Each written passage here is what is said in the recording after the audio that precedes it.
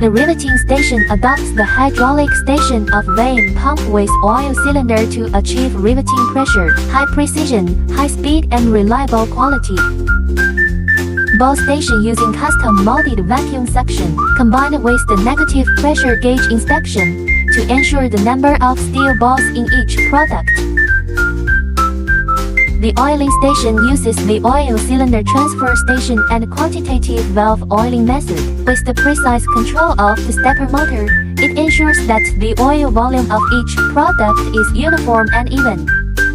The takeout station is equipped with a multi-stage cylinder and a powerful magnetic ring, ensure smooth removal of each product. Capacity 13 to 17 pieces per minute.